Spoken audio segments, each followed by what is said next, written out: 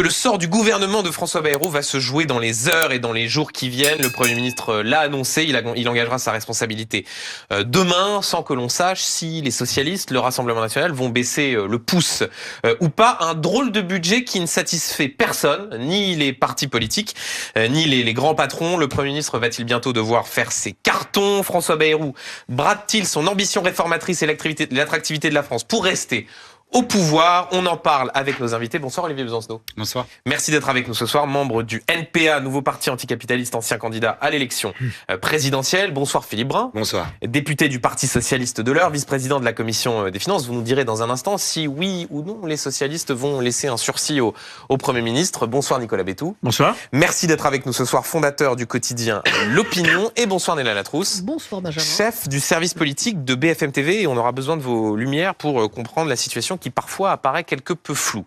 Je commence avec vous, Philippe Brun. Demain, engagement de la responsabilité de François Bayrou, qui va donc dégainer l'article 49.3, avec un vote d'une motion de censure qui sera donc 2 jours plus tard, mercredi. Question très simple, est-ce que enfin les socialistes ont décidé si, oui ou non, ils allaient censurer François Bayrou? On n'a pas compris, il faut nous expliquer là. Mais écoutez, c'est simple, on est en train d'en discuter. On est en train de on est en peser. train d'en discuter, on n'a pas la réponse. Écoutez, on est dans un parti démocratique, donc il n'y a pas un chef qui nous dit ce qu'on doit faire, donc on en discute. Qu'est-ce qu'on a essayé de faire depuis maintenant 1 mois et demi? C'est de tout faire pour essayer de donner un budget à la France. J'ai participé avec Boris Vallaud, Olivier Faure, Jérôme Guedj, Patrick Caner, Claude Rénal, Thierry Kozik à des réunions pour essayer de trouver des points de compromis pour adopter un budget pour la France. Nous avons obtenu un certain nombre de concessions. Ils sont revenus sur la suppression des 4000 postes d'enseignants. Ils sont revenus sur la hausse des tarifs de l'électricité.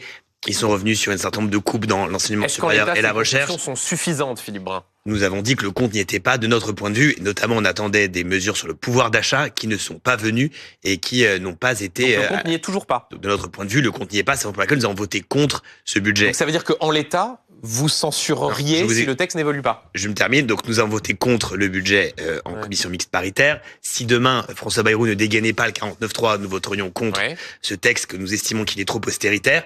Maintenant, la question va se poser de la censure, qui est la suite de la discussion. Et pour l'instant, nous n'avons pas tranché cette question. Et nous devons finalement faire une balance entre 2 choses. Un, le coût de ce budget pour les Françaises et les Français, compte tenu de toutes les coupes qui sont faites dans les services publics. Et de l'autre, le coût de la censure pour l'économie française, dont on a vu à quel point elle avait besoin d'un budget. C'est la décision qu'on prendra d'ici mercredi prochain. Bon, Olivier Besancenot, on commence la réponse en disant c'est très simple. Et puis à la fin, on voit que les socialistes hésitent. Au fond, on entendait ce midi dans BFM Politique, au micro de Guillaume Darret, Manuel Bompard, qui disait ceux qui ne censureraient pas se retrouveraient complices d'un budget austéritaire, le pire budget depuis plusieurs années. Est-ce que la gauche doit, dans son ensemble, censurer ce budget et ce gouvernement? Je le souhaite, mais j'ai pas forcément le bras long à ce niveau-là. Ça échappera à personne. Mais c'est vrai que qui peut voter la censure contre le budget de Barnier devrait pouvoir voter la censure contre ce budget-là, puisque on est dans les mêmes chiffres qui nous imposent toujours les mêmes recettes, c'est-à-dire l'austérité. Je continue à prononcer ce mot pour la majorité de la population. À un moment, on voit qu'une toute petite minorité continue à se gaver et à l'assumer. Il y a eu des déclarations récentes qu'on fait que mettre un peu plus d'huile sur le feu de Bernard Arnault, on en par parlera exemple. dans un instant. Et puis cette petite note du ministère de Bercy, de la direction des finances publiques, qui nous explique que les 40 000 ménages les plus riches, là on tape même pas dans le 1% le plus riche. 0,1%. Les 0,1%, ont vu en 20 ans, donc c'est pas que le bilan d'Emmanuel Macron soit, mais c'est la politique lourde telle qu'elle est développée, ont vu leurs revenus augmenter de 112%. Tous ceux qui nous regardent et toutes celles qui nous regardent regarderont leur fiche de paye. Mais vous entendez Philippe Brun qui dit l'arbitrage au fond il se fait entre ce budget qui ne satisfait personne et le coût pour la France de l'instabilité. Ça faut le dire à François Bayrou, c'est lui qui va utiliser un 49.3. Moi j'y suis absolument pour rien. Et puis j'entends le chantage permanent qui consiste à dire ce sera le chaos. Et je note que d'ailleurs Barnier avait déjà fait un peu le coup, on ne devait plus avoir de carte de sécurité sociale, les fonctionnaires ne devaient plus les payer. J'ai cru comprendre qu'il y avait quand même la loi spéciale, la possibilité de prendre des décrets, puis quand il y a une mesure pour faire des acomptes, par exemple, et faire en sorte que... Donc ça, pour moi, c'est du chantage. Une fois de plus, la question, c'est à quoi sert un budget politiquement? Je vous parlais de ces ménages les plus riches, qui ont vu leur revenu augmenter de 112%, soit 3 fois plus que le restant de la population, avec une inclinaison fiscale qui devrait nous intéresser pour le débat sur le budget, c'est que leur taux d'imposition réel à ces ménages-là sont passés de 30% à 25%. C'est-à-dire que contrairement aux jérémiades ambiantes de ce côté-là, en réalité, on continue à payer moins d'impôts du côté des revenus du capital et des plus riches. C'est ce qui crée En tous les cas, c'est la raison principale qui explique les déficits et qui explique l'endettement dont on parle que pour culpabiliser la majorité de la population. Sans surprise, Olivier Besancenot, je voyais Nicolas Bétou j'imagine, qui hochait la tête d'une façon pas tout à fait positive. Nicolas Bétou. C'est vrai qu'il y a eu tout ce débat cette semaine sur la fiscalité, la contribution exceptionnelle pour les grandes entreprises. On a entendu Bernard Arnault expliquer que c'était une douche froide, dit-il, qui poussait à aux délocalisations. Est-ce qu'il vaut mieux un mauvais budget que pas de budget du tout ? Je pense que c'est un très mauvais budget. C'est pas un mauvais budget, c'est un très mauvais budget. Et je pense que la manière dont il a été construit, à partir d'un budget qui était déjà assez médiocre, celui de Michel Barnier, j'ai eu l'occasion d'en parler avec lui il y a quelques jours d'ailleurs, je comprends pas. Avec Michel Barnier ? Oui, je comprends pas cette façon que vous avez eue, que tu as eu, on était en privé, de construire un budget.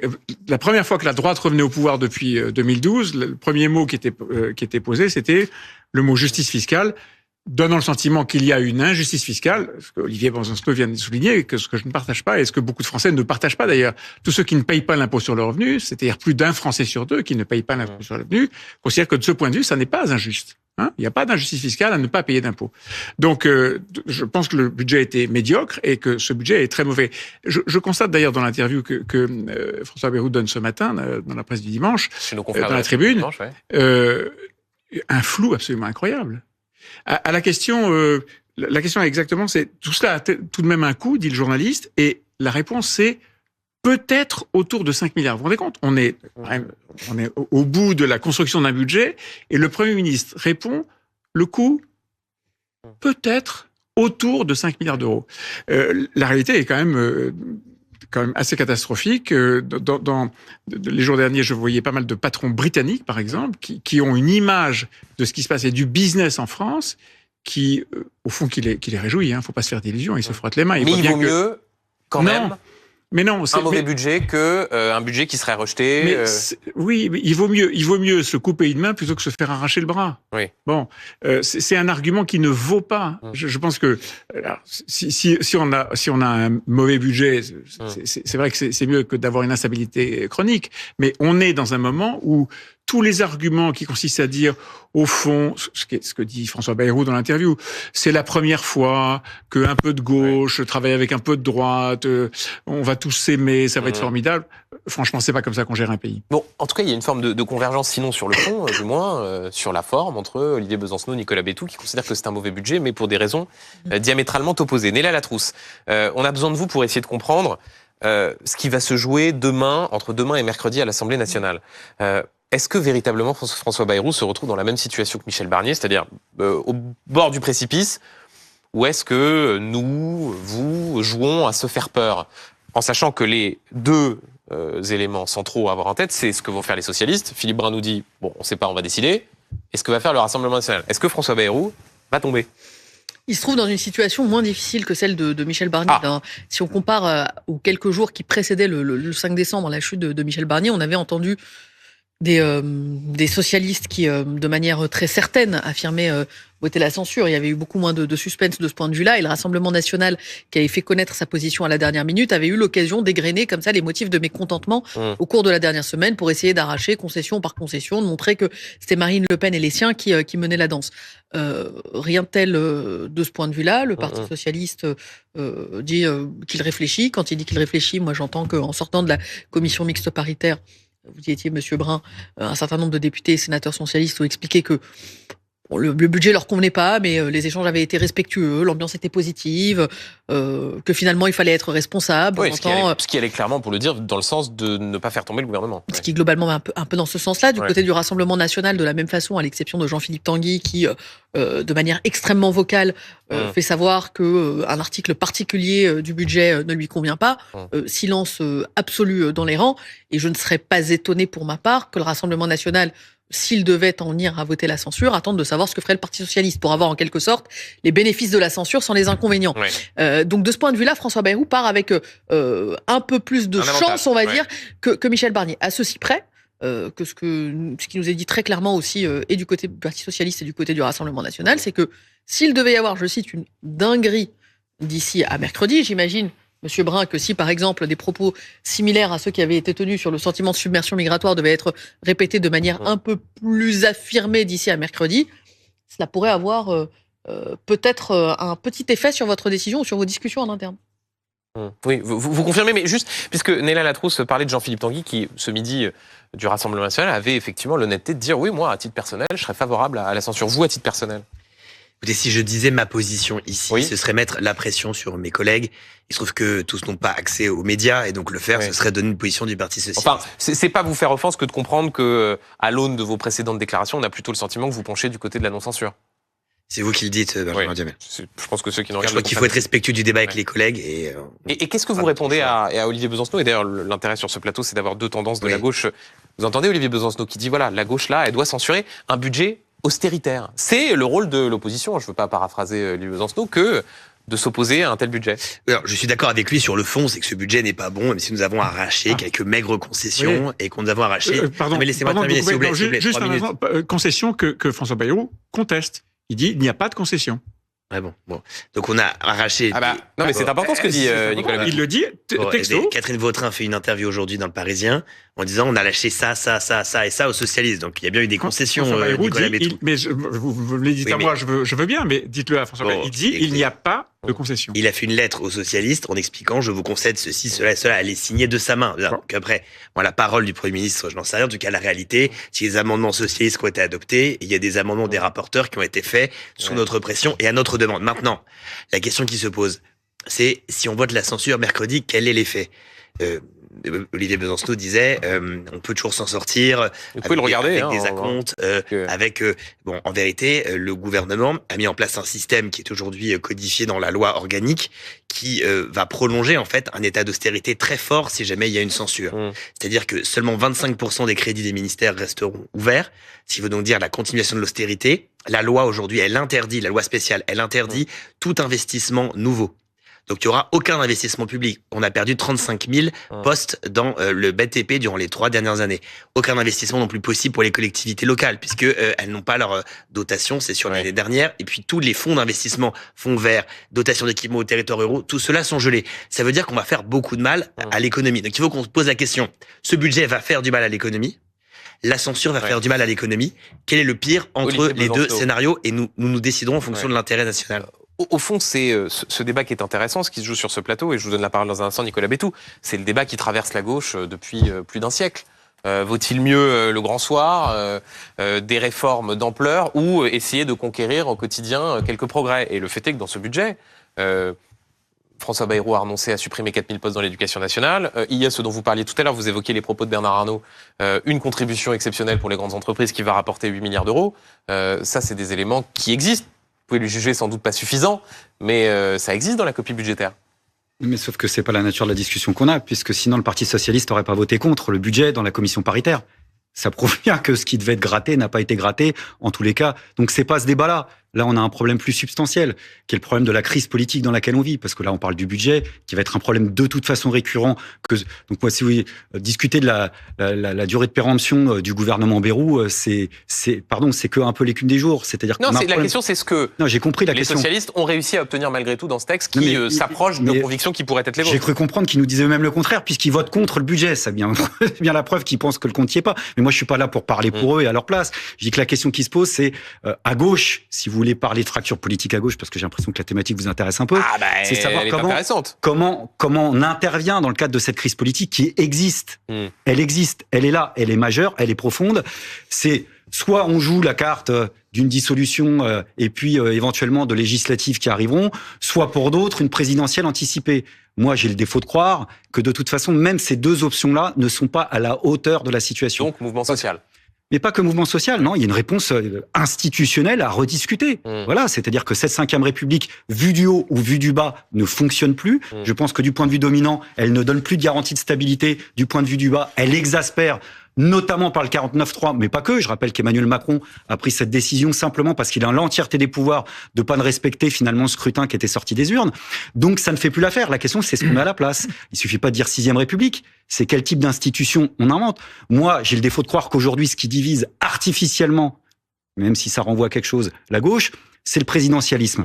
Voilà, ça c'est une thématique de fond. Je pense que quand on arrivera à trouver des solutions institutionnelles avec le plus petit i possible, c'est-à-dire démocratique, pour extraire le présidentialisme de notre démocratie, on aura réglé pas mal de choses à gauche, parce que mine de rien, à la base, l'aspiration, elle est extrêmement forte. Vous parliez du mouvement social, c'est vrai.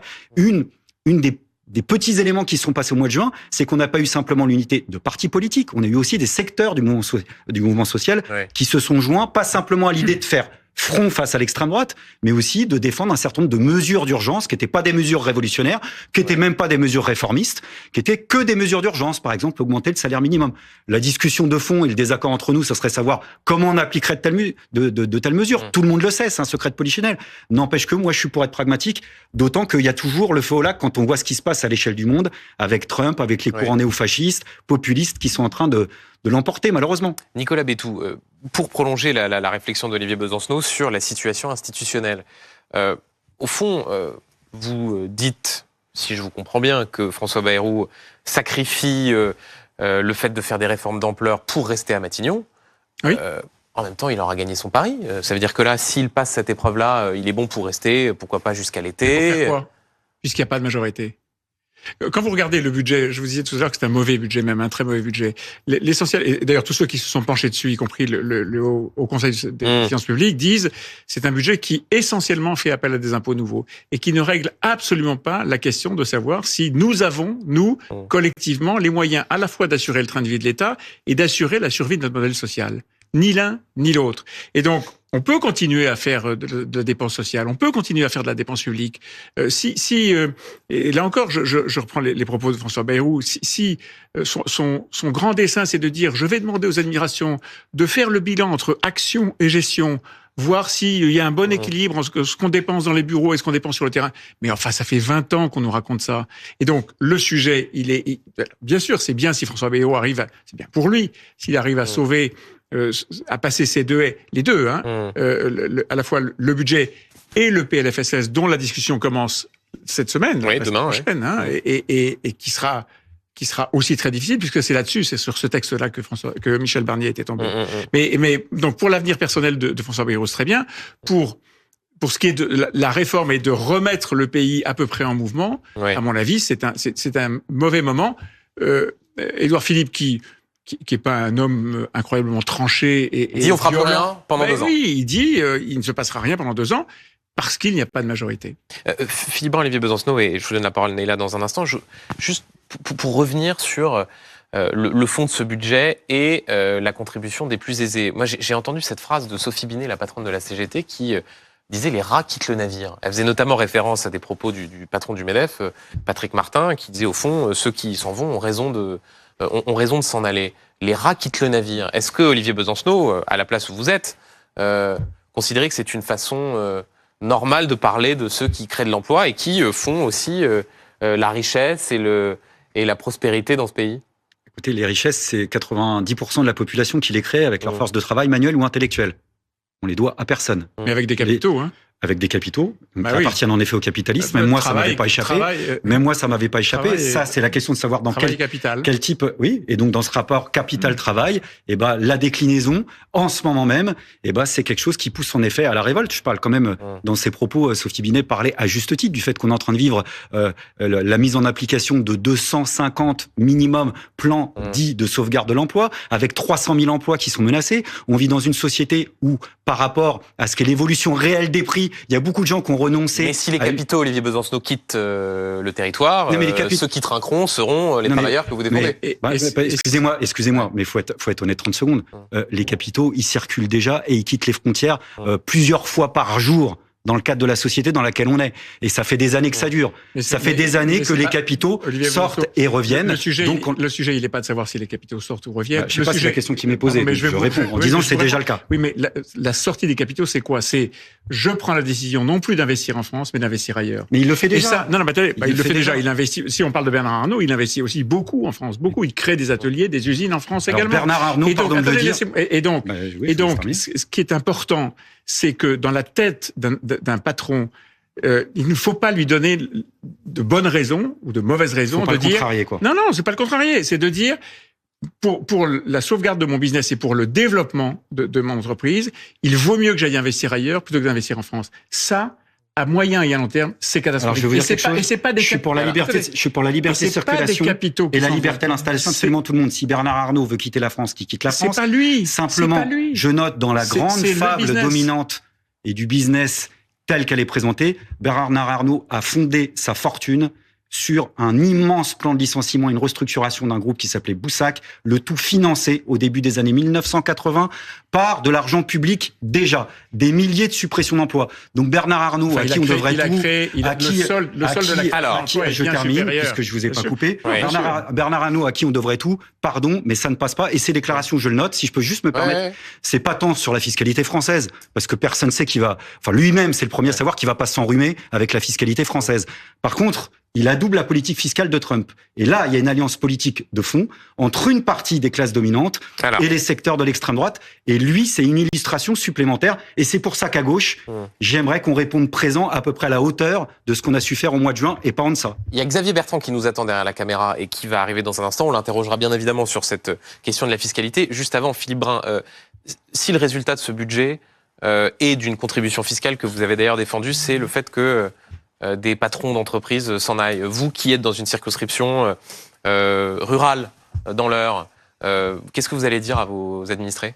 Écoutez, je crois qu'on en est très loin. Il y a une surtaxe exceptionnelle qui a été mise en place, qui d'ailleurs est différentielle, qui dit que si vous payez pas 25% d'impôt sur les revenus, que vous êtes milliardaire et que vous payez pas 25% d'impôt sur le revenu, alors on vous prend la différence pour les particuliers, sur vos revenus d'une année. Bon, donc ça dure que 1 an, donc on va pas faire fuir personne. Ensuite, la surtaxe sur les grandes entreprises, on l'a mis en place plusieurs fois dans notre pays et les entreprises sont pas parties. En 2017, Emmanuel Macron avait un trou à financer de 2 milliards, il avait mis en place la même surtaxe. Ce que je veux dire, c'est que dans la période, on a besoin que tout le monde soit responsable. Nous, les socialistes, on a fait quelque chose avec lesquels on n'était pas naturellement à l'aise. Aller discuter pour sortir le pays de l'ornière parce qu'on pense que le pays le mérite et c'était particulièrement difficile pour nous, car les macronistes sont nos adversaires. Je pense que tout le monde doit être responsable. Les patrons doivent être responsables. On a besoin d'eux pour augmenter les salaires. On a besoin d'eux pour défendre la compétitivité du pays. On a besoin que tout le monde soit au niveau des immenses difficultés que nous sommes en train de rencontrer. Néla Latrousse, en quelques secondes, puisque à l'instant, une prise de position de quelqu'un qui compte au sein du Parti Socialiste et qui va alimenter la discussion dans les heures qui viennent. Oui, qui a été évoqué par Philippe Brun, Boris Vallaud, président du groupe des députés à l'Assemblée, qui maintient la pression en disant que oui, pour lui, la censure est toujours sur la table. Il confirme qu'effectivement, aussi en train de réfléchir, mais il dit, pour l'instant, c'est pas, vous ne l'excluez pas, ça reste parmi les outils, vous continuez à mettre la pression. En tout cas, c'est ce que dit Boris Vallaud. Voilà. Donc, Philippe Brun qui visiblement découvre cette interview de Boris Vallaud. Et c'est intéressant de voir les nuances qu'il peut y avoir à gauche.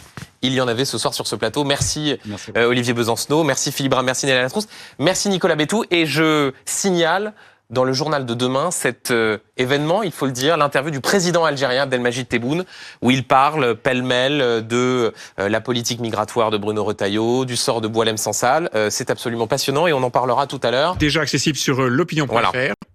Et on en parlera. Avec des phrases très dures qui comparent par exemple la colonisation en Algérie à l'occupation nazie en France.